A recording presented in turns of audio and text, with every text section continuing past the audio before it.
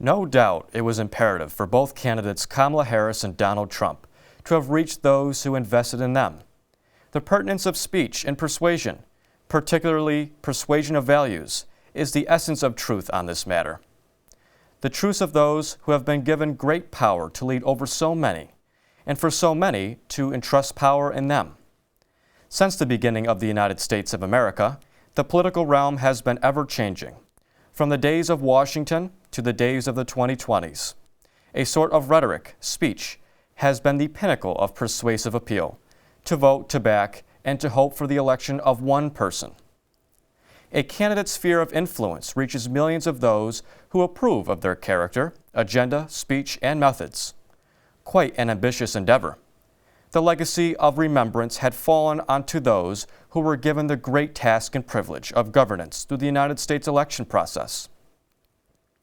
Depending on who you ask with the context of the time period, the state of the nation, and the candidate, it may be for the better or for the worse, all in the eye of the beholder.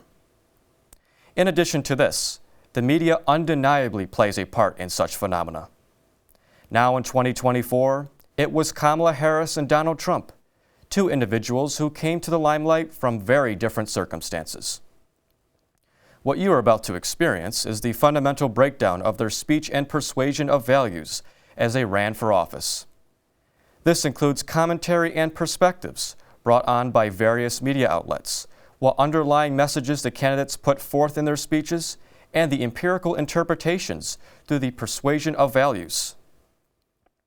Kamala Harris and Donald Trump vied for one of the most influential and powerful roles known to man. It was their persuasive vigor and zeal in communication that dictated who the victor of truth and value was. A reflection of the people, for better or worse, by the people, for the people. We begin with Kamala Harris. Her speech has been attributed to connecting with young voters through savvy messages, via pop culture, and with those uncertain about another Trump presidency. She often used phrases such as turning the page and not going back, referring to another Trump presidency as an unstable one. Harris communicated her campaign through strong speech patterns. Often she would detail her overarching themes of change while targeting a demographic through words such as, quote, freedom, working people of America, and a new way forward, end quote. These words have been noted countlessly by media outlets such as ABC, CNN, The Times, among others. Consumers could view her consistent talking points as a virtue, to reach those who can be persuaded by a new beginning, while the opposition considered her stances as contradictive. The media has had countless comments when covering her rhetoric, good and bad. According to Fox News, Harris's remarks about Trump were considered heavily flawed, saying, Harris is still running as she did when she quickly seized the nomination as an anti-Trump, end quote. Newsweek also had something critical to say, mentioning that her word salads aren't very tasty, end quote. It's not just these two media firms that have criticized her. Other outlets slammed her for not having enough speech and appearances while campaigning. To a different point, Harris used the rhetorical appeal of implementing the greater of two evils approach. She would often exclaim that Trump was the worst of the two evils, so to speak. Joyful warriors was a quote that she would often use to describe her campaign and pursuits in the election season. Arguably one of the most memorable moments was the decision to greet Donald Trump at the September debate.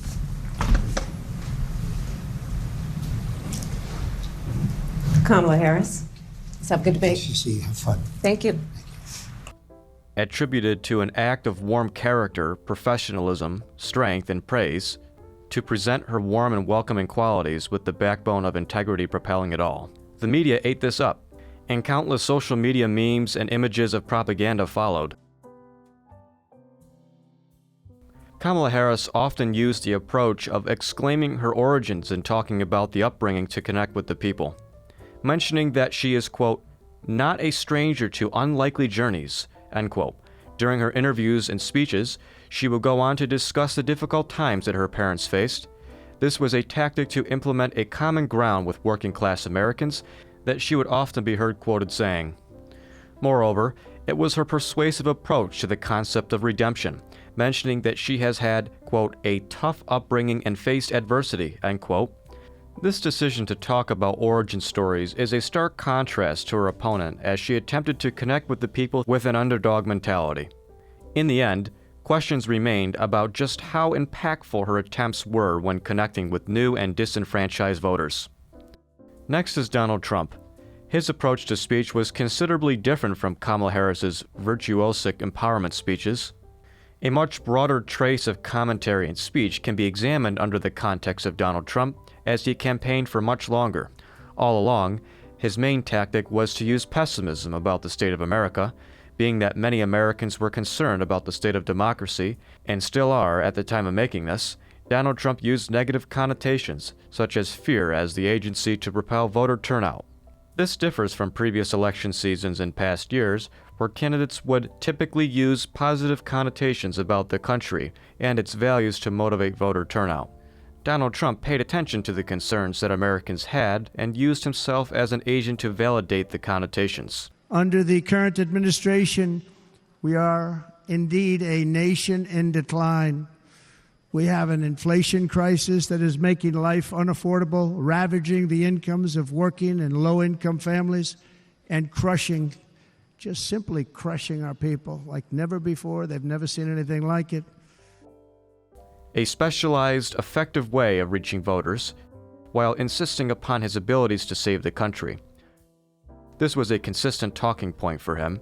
Trump did not attempt to use mainstream political candidate talking points, he used his own. Many of his followers adored this to be something real and something different. He used specific topics and commentary seemingly randomly, to speak his mind, intentionally and unintentionally. Trump himself calls it the weave. Speaking of this, NPR acknowledged this characteristic to be rambling. An NPR interview with John McWhorter, a scholar of linguistics at Columbia University, said Trump's weaving technique to make points in his speeches was that of verbal narcissism. Other news outlets viewed his abilities at the podium to be comprised of hyperbole, intensity, fragmental, and direct. Outlets such as Vox would describe his vocabulary and persuasive strategies to be, quote, unique, end quote. Certainly, this uniqueness is attributed to his approaches to holding rallies and connecting with voters. Overall, it ushered the media and the public to either rejoice and praise or scrutinize and condemn. The educational media outlet, Newsroom UCLA, had this to say: Donald Trump's use of violent vocabulary in speeches has increased over time. It is now at a higher level than any other U.S. major party presidential candidate analyzed in a study that compares his speeches to past and present politicians and foreign dictators, end quote. Other media outlets such as The Guardian, BBC, CNN, and other published articles viewed him as acting like a Roman emperor in his speeches. Dissimilarly to this, contrasting media organizations praised Trump for his speech and what he stood for during the election race. Fox News considered his campaign to be a potential presidential triumph, with USA Today mentioning his stunning political comeback. Statistically, the majority of media outlets reported poorly on Trump. However, a contrasting amount remains in favor of him. Donald Trump has been painted as a means of redemption over evil, the comeback kid, so to speak. He would often talk about being the bringer of good hope and value, in the face of tyranny, often bashing the Biden administration with Harris included, putting himself in the middle of the discussion as one who will seek, quote, victorious revenge, according to The New Yorker. But a question must be raised. What was the moment that forever changed the election and tipped it in his favor? In my opinion, this.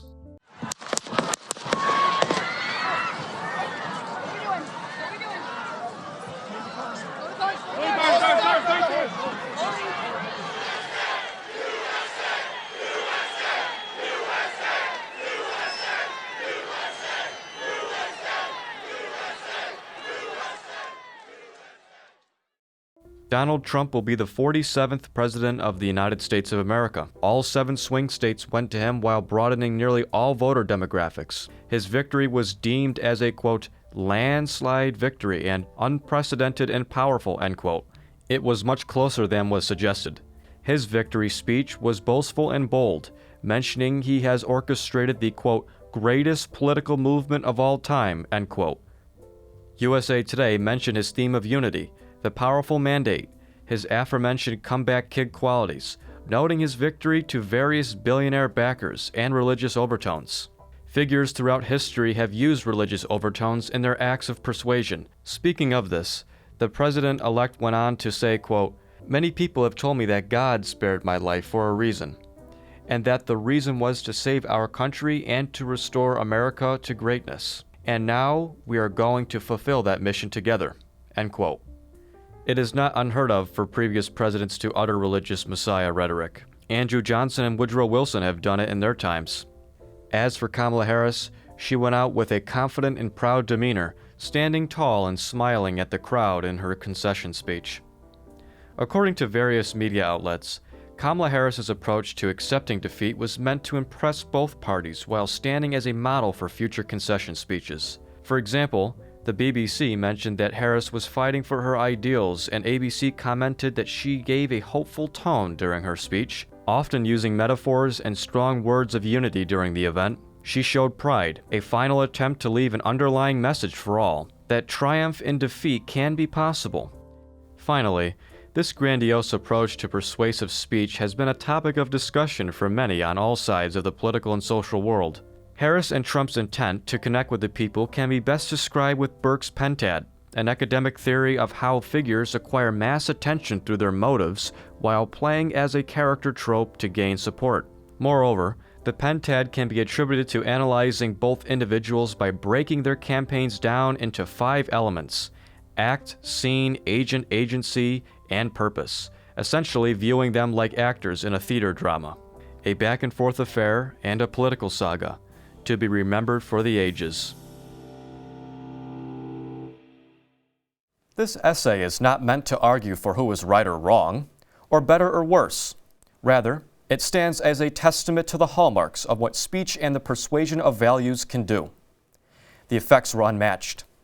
Polarizing figures they are, in a polarized country we live. Kamala Harris and Donald Trump will go down in history as 2 individuals who will be remembered for very different reasons.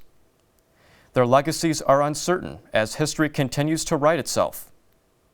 In turn, those who voted for Kamala Harris are in the minority, and so are the issues pressed by her. As for the president-elect, his issues have been reckoned by the majority of voters. Now, the impassioned millions who voted either stand in grief or in cheer. It is a testament to the governmental system that we live under. According to the empirical observations of voter turnout, it is undoubtedly so that the president-elect's persuasion of values has touched the inner hearts of many Americans, so strongly that it shocks the very foundation of our country.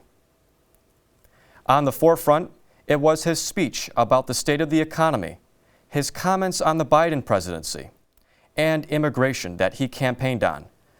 But look a little deeper, and you'll find his fundamental principles. Approach pessimistically upon the state of the nation through political dogma and by what some people would describe to be his cult of personality. Donald Trump has reached the people, and a new era begins. But isn't there something bigger here? The answer is yes. We have found that this race to the presidency has caused a new birth of tribalism. It is the best available truth at this moment. You and I can see the reflection of this as we find ourselves mere spectators in the ongoing crusade for political domination in a divided country. By the people, for the people.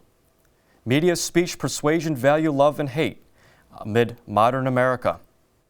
In a time where we need unity, contextualized to the election or not, we must remember this one supreme truth that rings home. Together we stand, divided we fall.